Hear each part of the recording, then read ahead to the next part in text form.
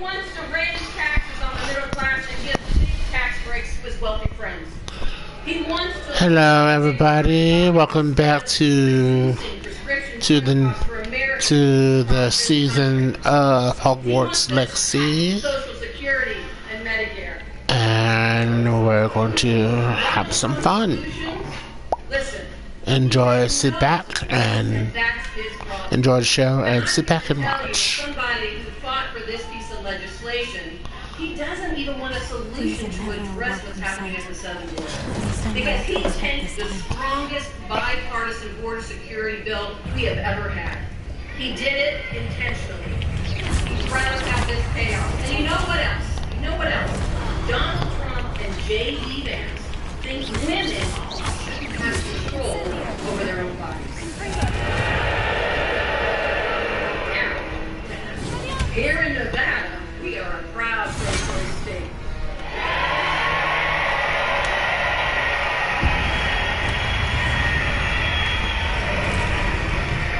Damn But it. I'm here to tell you, and you all know this, there are politicians like Donald Trump and J.D. Vance who just don't care.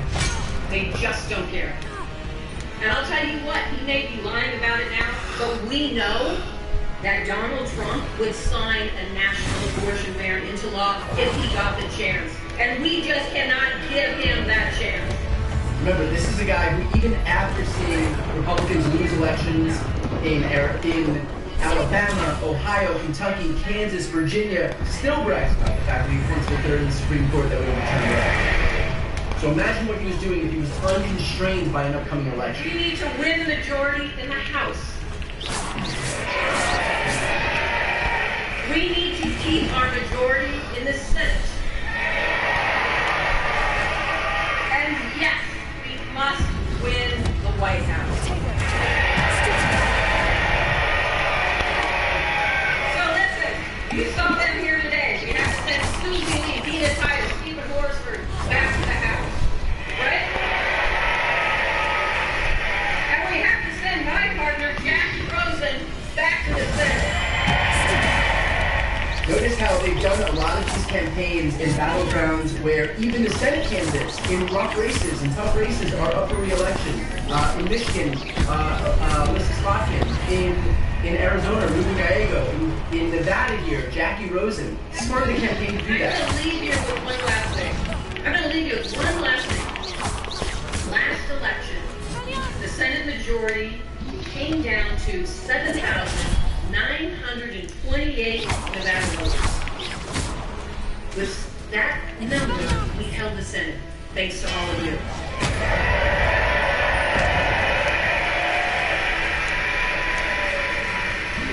That's less than a 1% margin. But I'm here to tell you, and you know this, it's a reminder that every vote counts. Every vote counts. So Nevada, are we going to make our votes count? Nevada, are we going to choose the prosecutor over the convicted felon? Nevada, are we going to deliver our state for Kamala Harris and Tim Walz?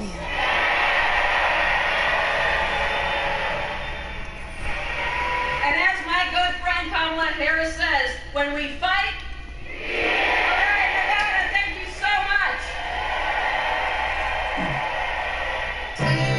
Again, so smart of them to use these opportunities where there are so many people. This is a 19,000 person capacity arena. It is nearly full. Last time I checked, I saw some seats that were maybe not filled on the topmost rows, but that was a little while ago. So obviously Kamala Harris and Tim Walz have yet to speak, so I'm sure that the seats are continuing to fill up thus far. But there could be as many as 20,000 people in this arena right here, including the people who are standing on the floor. So for them to use this opportunity not just to promote Kamala Harris and Tim Walz and the top of the ticket, but in every single opportunity to introduce these people, if they don't already know them, to folks at the bottom of the ticket, folks running for U.S. Senate or the House or even local races, and just kind of recognizing the importance of building the party up from the ground up, and we're seeing that right now. Again, as I mentioned before, the Michigan rally featured Alyssa Slotkin.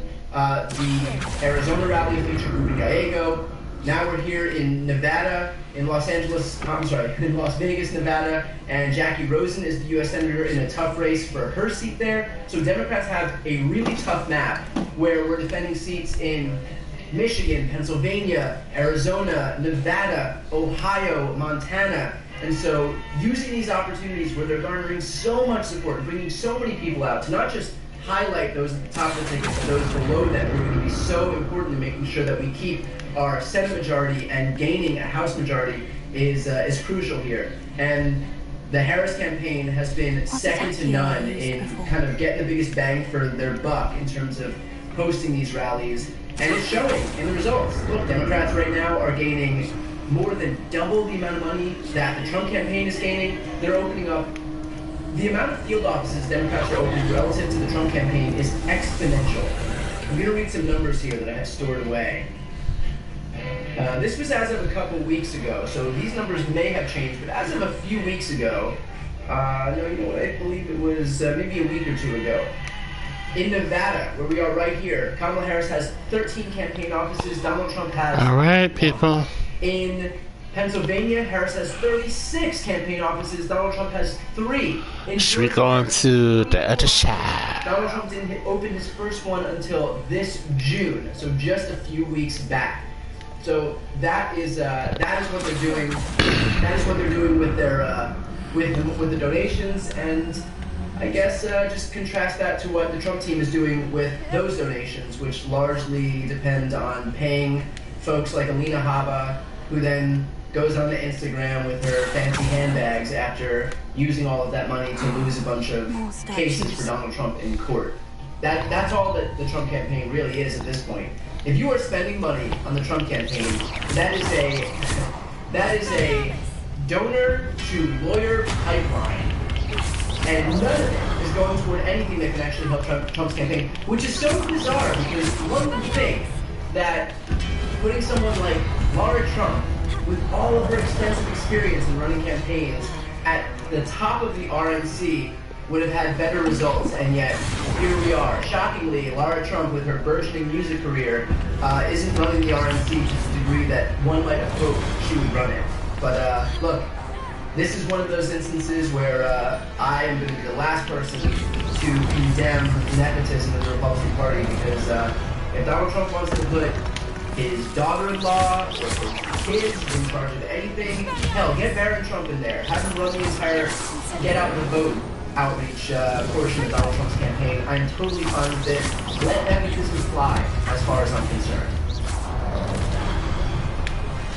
We are just a few minutes away from those joining right now. We've got we've far surpassed 40,000 live viewers at this point.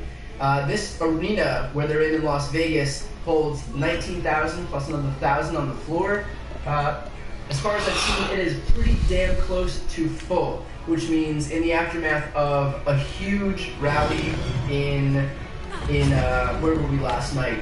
In Arizona last night, where I believe they had somewhere in the ballpark of 15, 16, 17, 18,000 to 20,000 people in that arena. Now we've got... Take that, mother scooter! Just hitting swing state after swing state.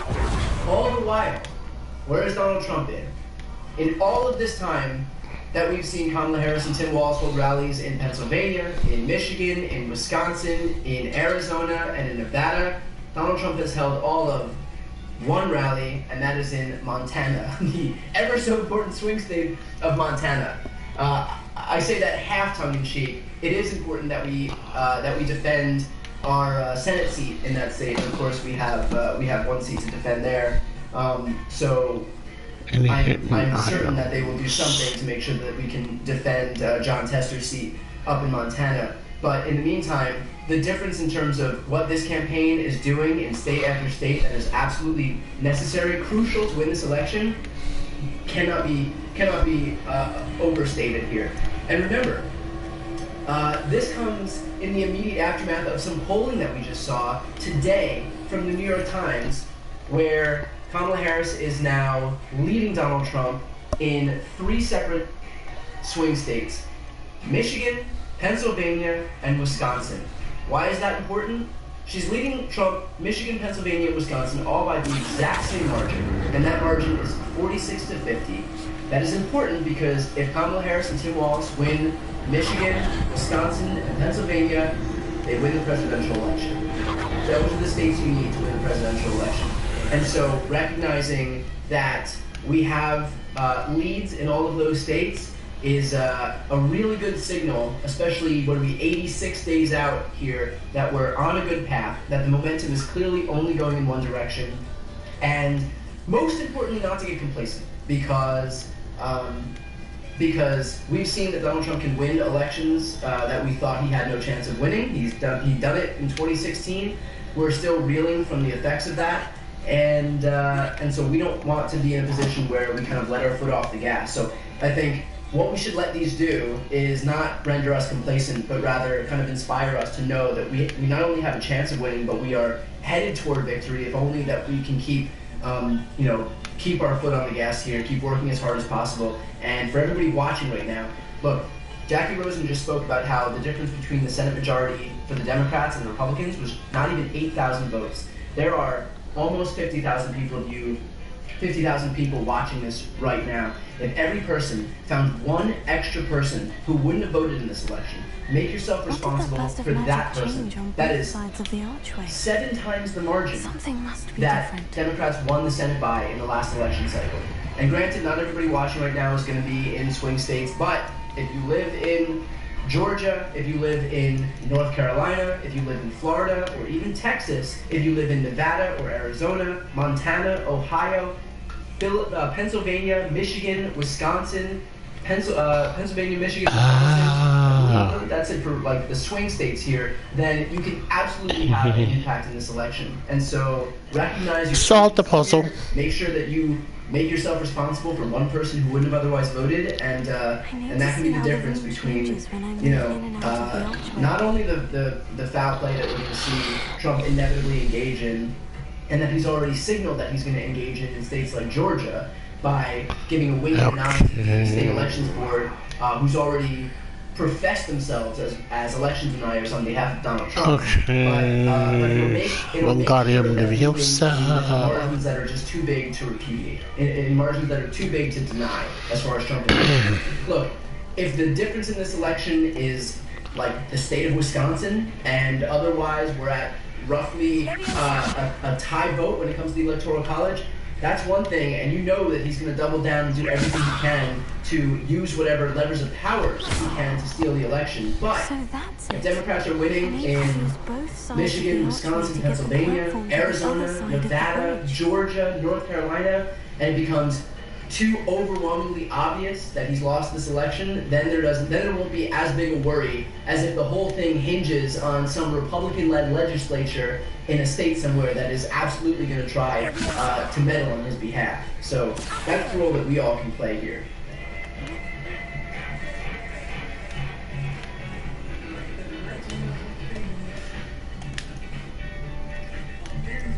Just a quick note, if anybody lives in D.C., I'm going to be live with Jen Psaki in Washington, D.C. on August 14th. I pinned the link to that show in the comments section right now. So if you live in D.C., if you want to see me and Jen Psaki talk about all of the craziness that's happening in politics right now, definitely grab tickets. There are not many left, and I pinned the comments at the top of this comment section here.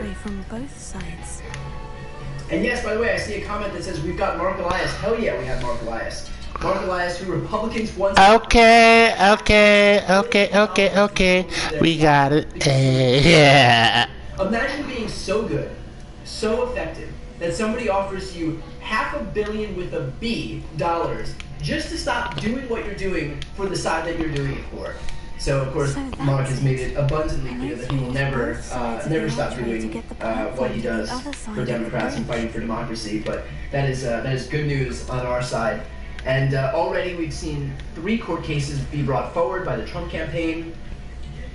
2 of them they've lost, so that's good news. And the 3rd one we are pending resolution on right now, and of course they're going to lose lose that one as well. And remember, that harkens back to the 65 court cases that Republicans brought in the 2020 election. They lost 64 of them. The only one they won was a case in Pennsylvania shortening the cure deadline from 9 to 6 days, I believe. So not exactly a monumental victory for Republicans. So that's it. By the way, a fun little game that I like to play here is, let's do a poll while we're waiting. And this is something that I've had really good success with.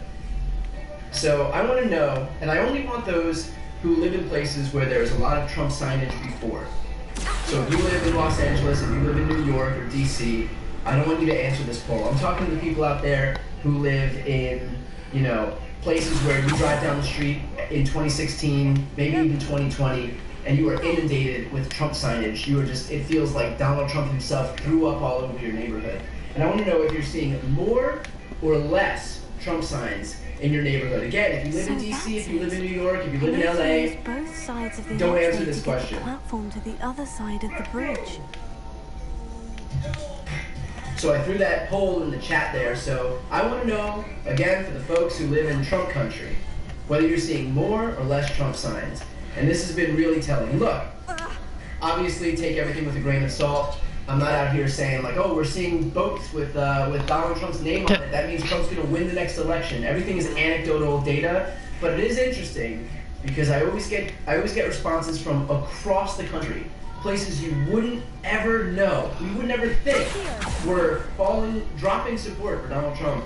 And look, I've already got responses in the chat right now. People from Iowa, Ohio, Texas, upstate New York, Nevada, Colorado Springs, Michigan, rural Michigan, North Carolina, South Carolina, another North Carolina, New Hampshire, Wisconsin, Georgia. I'm getting people from all across the country. Kentucky.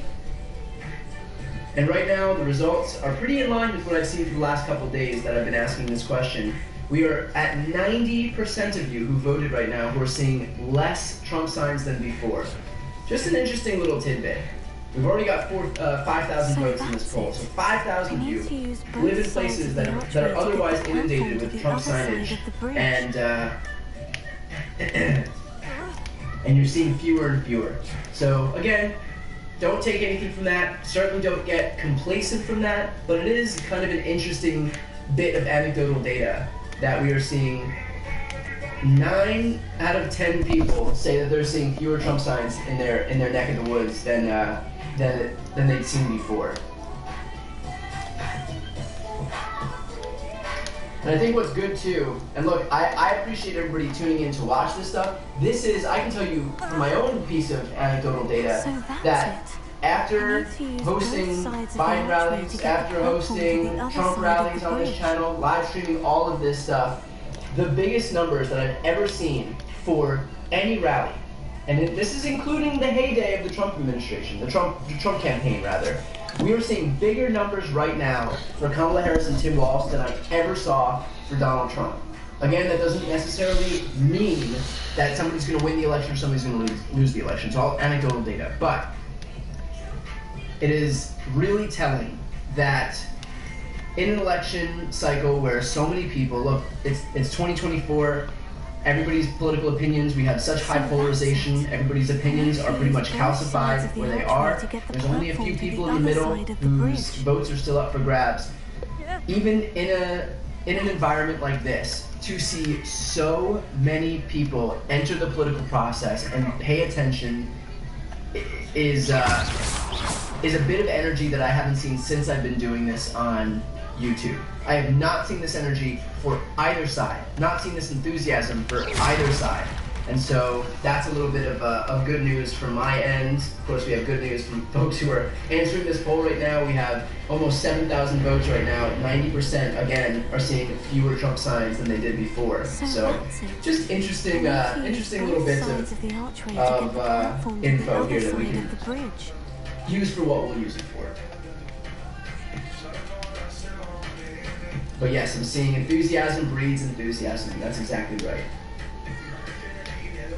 So we are about, I believe, 5 to 10 minutes away from Tim Walz and Kamala Harris jumping on stage. I think what was very telling yesterday was the speech changed a little bit. And so here's what I found that was so interesting. A lot of people recognize that they're saying the same thing over and over. This is a stump speech. Usually, I mean, for all of eternity, stump speeches were identical, but we didn't have such obvious access to the internet, and so obvious access to what's happening in state after state after state, at rally after rally after rally, and so there was really no downside to just using the same speech over and over again.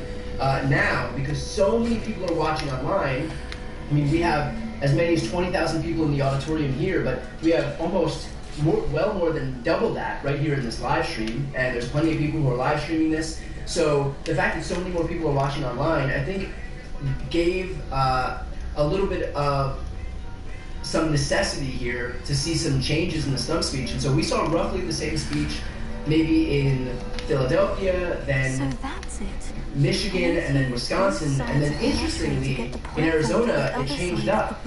And I think it's a testament to how much they recognize that people are watching all over the country, all over the world right now, that there was even a need to change up the stump speech, because usually you could just go in verbatim and say the exact same thing in city after city after city, and it wouldn't have made a difference. But there is so much attention on these people.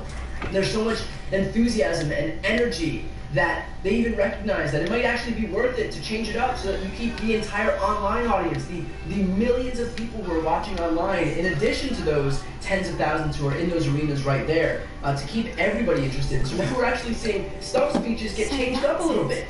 And again, that's a testament to how much organic, earned media that they have on them right now, how much earned media, how much organic engagement they're garnering just by virtue of people being so invigorated by the campaign that we're seeing. They're not. Zaxby's new chicken finger tacos. One's smothered with creamy chipotle ranch, and one's got avocado ranch with bacon. Chipotle, avocado, chipotle, avocado. This dieting is hard, so just get both. Woo, sausage. Zaxby's. Usual, phrases and whatnot, and I think that's important too, because here's what I've said before, and I'll maintain this to the ends of the earth. Democrats need to learn, and they are, to embrace repetition and simple, potent, strong messages. For years, we listened to Donald Trump and all of these Trump mouthpieces and acolytes repeat, make America great again, build the wall, lock her up, drain the swamp, just these three-word, it's like these,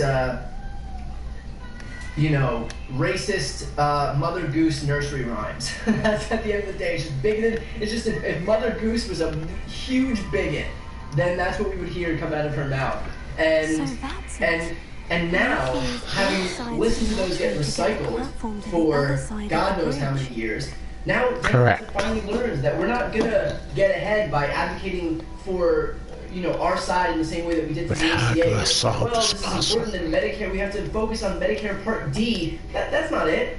But now we have these campaigns, which is mind your damn business is one of these slogans that we have. It's when we fight, we win, for example, and not going back. So Democrats are learning these strong, potent, catchy phrases, and they are repeating them over and over and over, and good on them, because they are getting seared into our brains right now, as they very well should.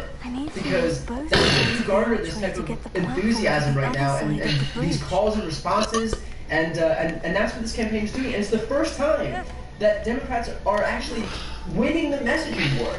And I have a Substack, that's my newsletter. If anybody's interested in subscribing to my newsletter, let's see, I can pin the comments at the top of the comment section. But I did write an entire article today about how, for the first time, Democrats are winning the messaging war, and how important that actually is. Because it has been a long time since we actually saw that happen, and God knows we need it.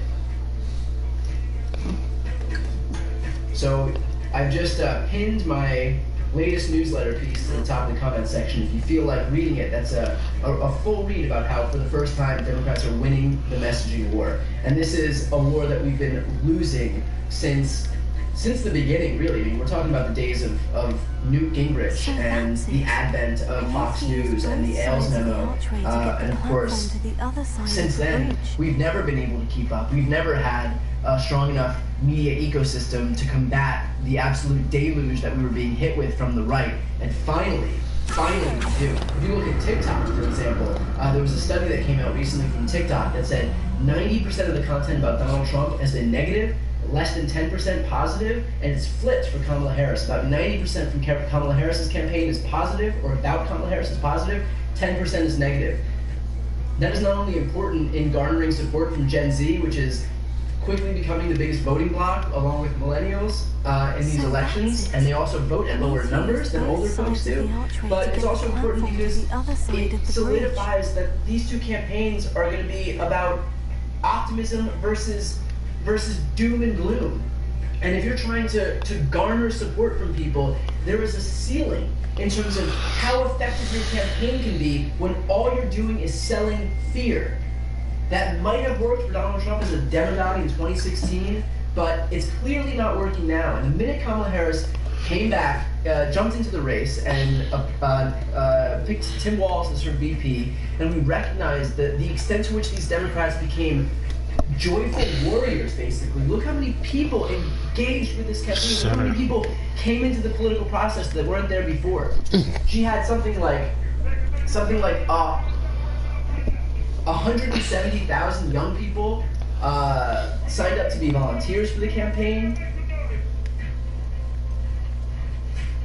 And of course they raised $310 million, more than double what the Trump campaign raised. So again, it shows that the ceiling for a campaign predicated in hope and optimism is way higher than a campaign where your only job is to scare the living shit out of people to the extent that they don't even want to leave their houses. There is a ceiling in terms of how much you can get people energized to go vote for you when your whole campaign is based on, look how afraid you should be of black people, of brown people, of immigrants, of women, of Muslims, of LGBT people, of trans people. I mean, that gets tired at a certain point to hate everybody for the entire duration of the campaign cycle. It gets tired. It gets exhausting. And we're seeing the opposite of that from the Harris campaign right now, which is solely focused on how to expand rights and how to codify abortion rights and reproductive rights, and to make sure that we're combating climate change together, how to make sure that we're finishing the work that they started to bring clean energy manufacturing into the United States, which is the craziest part for me, because you have Republicans who fearmonger on a daily basis about the Chinese Communist Party, and yet by virtue of entrenching our reliance on fossil fuels, all they're doing is seeding the future, and let's be clear, clean energy manufacturing is the future. They are seeding that future to China. This is the time when we need to be investing in clean energy manufacturing. And instead of doing that, because Republicans are so desperate for those campaign donations from oil and gas companies, they are willing to not only sacrifice our future, our national security, but sacrifice it to the very country that they themselves fearmonger about. They go to show the extent to which these people have no long-standing values. These people have no principles. They will sell anything and anyone down the river if it means they can just help themselves politically. They want those campaign donations because they want to consolidate power for themselves. They do not care about this country, about its future, about the environment, certainly not. Even our own national security, they care about themselves, their jobs, and nothing more. I think we can probably end the poll where I asked now 11,000 people have responded and said 88% of you are seeing fewer Trump signs. So, very interesting poll results that we're seeing right now. More than almost 11,000 people. That means about 9,900 of you out of 11,000 are seeing fewer Trump signs, while just 1,000 are seeing more Trump signs. Both sides of the archway to get the platform to the other side of the bridge. Pretty interesting results there.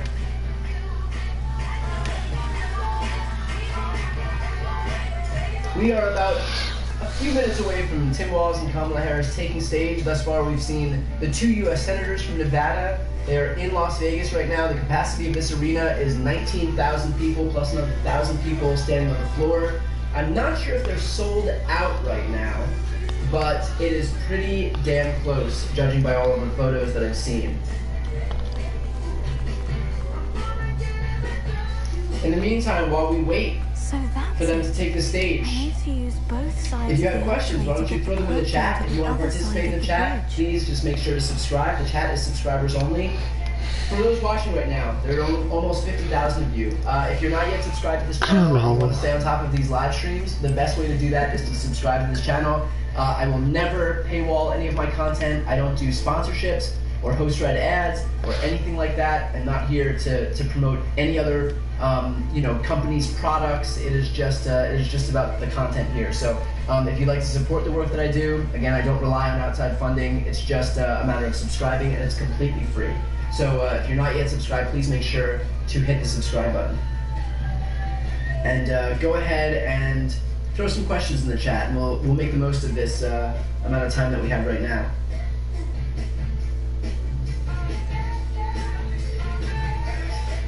What's going on with the hack on Trump's campaign? Good question. So it looks like Donald Trump's campaign fell victim to what they're calling a foreign actors attack. And their information, some campaign information got hacked. And so we don't know what that information is yet. It was sent to Politico. I presume that Politico will publish it because I have no reason to believe that they won't. Also, if you look at the standard that was set by Donald Trump himself, when Hillary Clinton's campaign, when DNC was hacked back in 2016 and it was published by WikiLeaks, Trump, of course, weaponized all of it. He was then asked in 2019 by George Stephanopoulos whether he would report any information that was gained from foreign interference, and he said, no, I would use it. And so now that the shoe's on the other foot and he's become the victim of foreign interference, it'll be very interesting to see where Donald Trump lies, and no pun intended there. It'll be very interesting to see where Donald Trump stands on this issue, because he spent the last few years kind of celebrating information no matter how it came to him, and yet now that he's the victim of purported foreign interference, it'll be interesting to see whether suddenly it's a bad thing. I have a feeling I know where he's going to stand on that issue. Also, if you want me to answer your question, please make sure to tag my name so I can see it. It'll show up in orange. So that's it. Do I think that fewer people are putting up Trump signs because of embarrassment? I would be embarrassed. I mean, this guy's latest bits of news were that he doesn't understand what it means to be biracial, and more recently, that he's great because his insurrection crowd on January 6th was bigger than Martin Luther King Jr.'s I Have a Dream speech crowd. I'd be embarrassed, wouldn't you?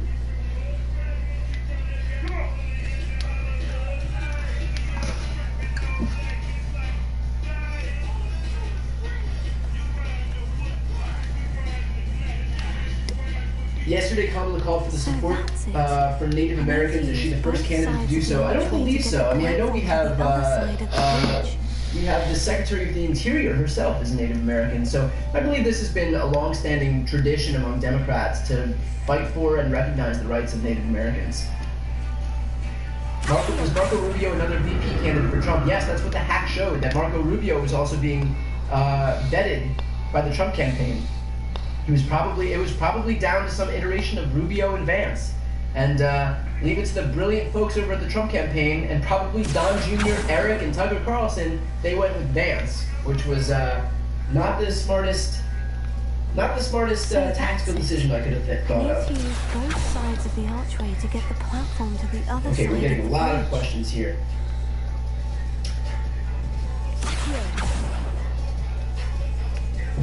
When am I going to become Kamala Harris's press secretary? I am not. I am perfectly content to sit in my spot here in progressive media. I think, look, you will not find a bigger champion for progressive media than me. I've helped a lot of people with their channels and given advice to a lot of people with their channels, and I want as many people to grow progressive media as possible so that we can finally fight back the deluge of disinformation that we're always contending with from the right. So I'm perfectly content here. I think that this is actually where the battle is actually being fought more than anywhere else. What would I put Biden's odds of winning in November at compared to Kamala's? Probably, I mean, judging by the polling, 35%. Kamala's 55%. I think that's a fair assessment right there. But look, again, none of that is to make you complacent. Anything can happen. We were confident when Hillary Clinton was running in 2016. I beg of you, do not be overconfident now. Use this moment and this momentum and this energy and this enthusiasm not to make you complacent, but to inspire you. Find somebody in your life who wouldn't have otherwise voted and make them your responsibility.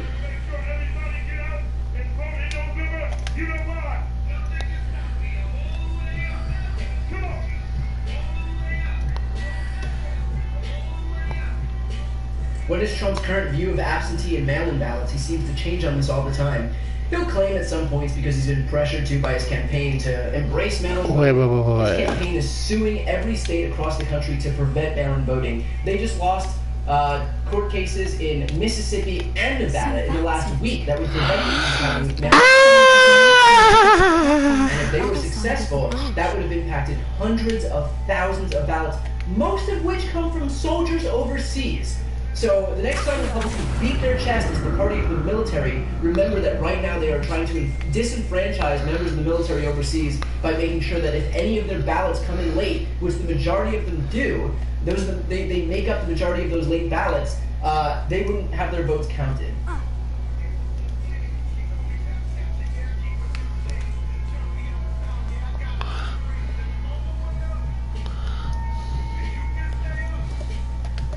So that's it. If the election isn't certified by January 20th, who will be the acting president? The election will be certified. For those asking about my book, when does it ship?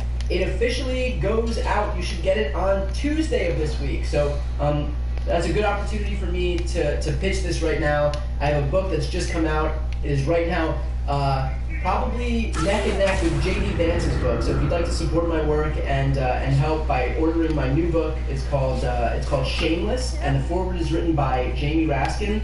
I'll put the link right here in the I'll pin the link right in the comment section here, so you can head over to that link right there. You can also just go to Amazon, Barnes & Noble.